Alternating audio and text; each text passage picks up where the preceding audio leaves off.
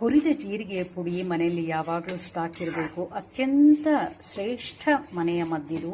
ಯಾಕೆ ಅಂತ ನಿಮಗೆ ಒಂದೊಂದೇ ಇದ್ರ ಉಪಯೋಗ ಹೇಳ್ತಾ ಹೋಗ್ತೀನಿ. ಸ್ವಲ್ಪ ಹುರಿರಿ, ಇದರ ಘಮ ಬರುವವರೆಗೂ ಹುರಿರಿ. ತೀರಾ ಕಪ್ಪಾಗಬಾರ್ದು ಜೀರಿಗೆ. ಇದ್ರ ಘಮ ಬಿಡೋದಕ್ಕೆ ಶುರುವಾದ ತಕ್ಷಣ ಆರೋದಕ್ಕೆ ಬಿಡಿ. ಆರಿದ ನಂತರ ಇದನ್ನು ಪುಡಿ ಮಾಡಿಟ್ಕೊಳ್ಳಿ. ಇದರ ಉಪಯೋಗ ಹೇಳ್ತಾ ಹೋಗ್ತೀನಿ. ಹೀಗೆ ತರಿತರಿಯಾಗಿ ಹಾಕಿಟ್ಕೊಂಡ ಜೀರಿಗೆ ಪುಡಿ ನಿಮಗೆ ಬಹಳ ಬಹಳ ಉಪಯೋಗ ಅಡುಗೆ ಮನೆಯಲ್ಲಿ. ಮೊದಲನೇದಾಗಿ ಅಕ್ಕಿ ರೊಟ್ಟಿ ಮಾಡಿದಾಗ ಸಣ್ಣಗೆ ಹೆಚ್ಚಿದ ಈರುಳ್ಳಿ, ಕೊತ್ತಂಬರಿ ಸೊಪ್ಪು, ಉಪ್ಪು ಜೊತೆಗೆ ಈ ಜೀರಿಗೆ ಪುಡಿ ಹಾಕಿದಾಗ ಟೇಸ್ಟು ಸಿಕ್ಕಾಪಟ್ಟೆ ರುಚಿಯಾಗತ್ತೆ.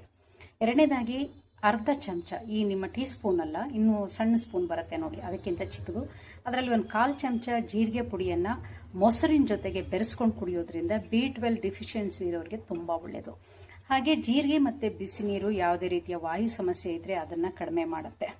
ಹಾಗೆ ಜೀರಿಗೆ ಪುಡಿನ ಕಡೆದ ಮಜ್ಜಿಗೆಗೆ ಹಾಕೊಂಡು, ಉಪ್ಪು ಹಾಕೊಂಡು, ಶುಂಠಿ ಹಾಕೊಂಡು ಕುಡಿದ್ರೆ ಜೀರ್ಣಕಾರಿ.